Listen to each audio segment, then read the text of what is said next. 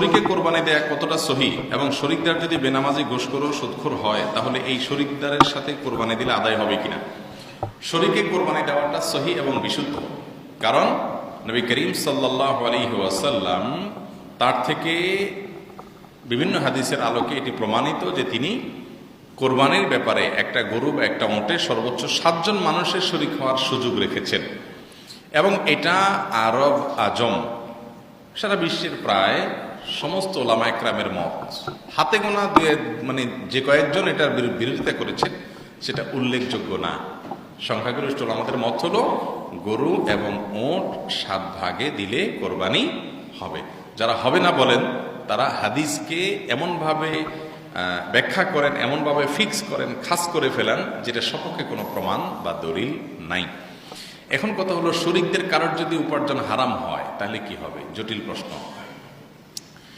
এ বিষয়ে আমাদের দেশের ওলামায়ে কেরাম তথা ওলামায়ে আহনাফ, হানাফি মাযহাবের ওলামাদের দৃষ্টিভঙ্গি বা তাদের ইজতিহাদ হলো যে শরীকদের কোনো একজনের টাকা যদি হারাম হয় কারোর কোরবানি হবে না, অন্যদের টাকা হালাল হলেও। কেন? কারণ পশু একটাই হচ্ছে এবং একটা পশু জবের ক্ষেত্রে আংশিক ভালো আংশিক খারাপ হচ্ছে, এই জন্য কোনোটাই আল্লাহ তাআলা কবুল করবেন না, কারণ এরকম মিশ্রিত জিনিস আল্লাহ কবুল করেন না।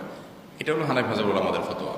এই ব্যাপারে আরাবিয়ান স্কলারদের ফতোয়া হলো ভিন্ন। তারা বলেছেন যে না, 7 জন শরীক হয়েছে, একজনের টাকা হারাম, বিশেষ করে সৌদি আরবের মাশায়েখের ফতোয়া। তো একজনের টাকা হারাম হলে তারটা কবুল হবে না, বাকি 6 জনেরটা কবুল হবে, তাদেরটা যদি হালাল হয়। কারণ ওয়া আল্লাহ তাযরু ওয়াজরাতান বিজরা উখরা, কেউ কারোর পাপের বোঝা বহন করবে না, যার যারটা শেষে বহন করবে। তার টাকা হারাম তো আমার কি, আমি তো হারাম টাকা দেইনি।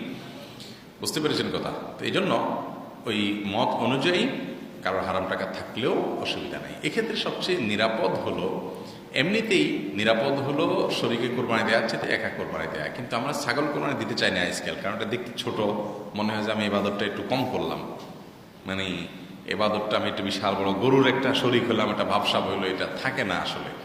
কোরবানি এমন একটা ইবাদত, এখানে বেজালের পরিমাণ সবচাইতে বেশি। ইসলামে অন্য কোনো ইবাদতে এত বেজাল নাই যত বেজাল কোথায়?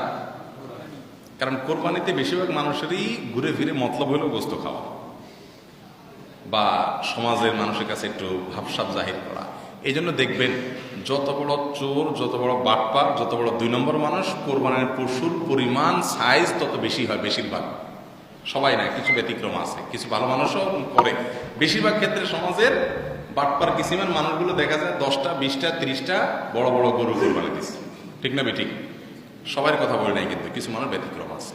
তো এই জন্য কোরবানির পশুর সাইজের চাইতে আপনার সামর্থ্য